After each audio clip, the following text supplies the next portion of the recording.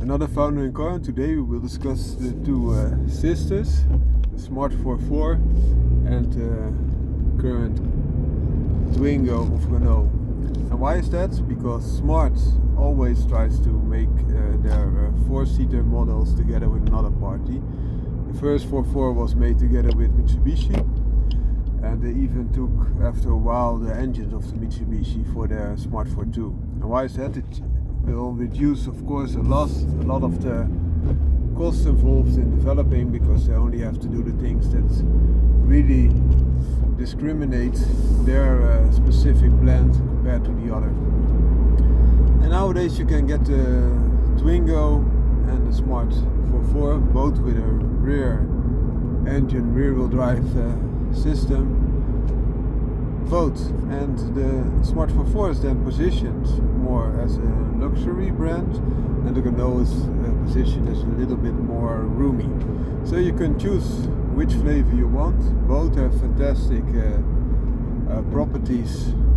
If you look at the amount of interior room you get for the exterior room dimensions, and contrary to many other cars with the engine in the back, they have quite a lot of trunk space. If you compare it with the front end front-wheel drive car, of course they have limited trunk space.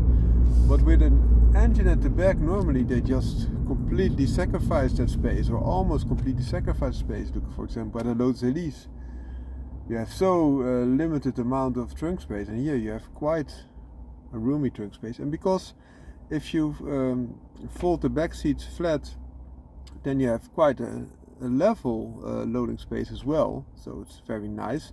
And you can even fold down the passenger seat completely flat, and that leaves you with a room that you even can lie down if you want to. So of course there are some drawbacks, because the absolute trunk space is quite limited, but you get a lot of that benefits to cope with that. And some of the benefits are that you have very limited space at the front, so you can put the front rims very much forward. Thereby you maximize the dimensions, the dimensions between the wheels, also called the wheelbase, and that gives you a lot of interior space, which is a beneficial thing, of course. And another thing that I really like is that they also offer quite a big sunroof in some of their versions, and they also offer a double clutch automatic. So if you're looking for a refined automatic, you can get a 6-speed double clutch automatic, and it's the first in the A class, or the A segment, so to say, of course, that offer that. So there are quite some benefits to take into consideration. Of course, in general use, VW up could be a little bit more roomy, especially in the trunk. And yeah, it depends also what you want. It has a big benefit to have rear-wheel drive, being a little bit more sporty, but that is quite effectively tackled by Renault, because they didn't want to make a car that's unsafe. And rear-wheel drive with a short wheelbase, and also the engine at the back, is normally a recipe to have a very playful character, which would not suit it.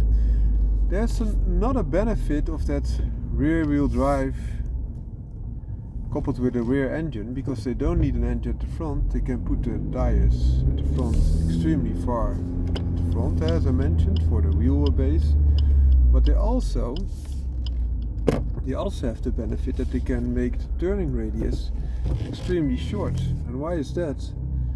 Because if the front tires are that much at the front, you can have an easier way of turning in. So that's a big benefit to consider as well. Hope this short video helped. Have a great day. Founder in Car out.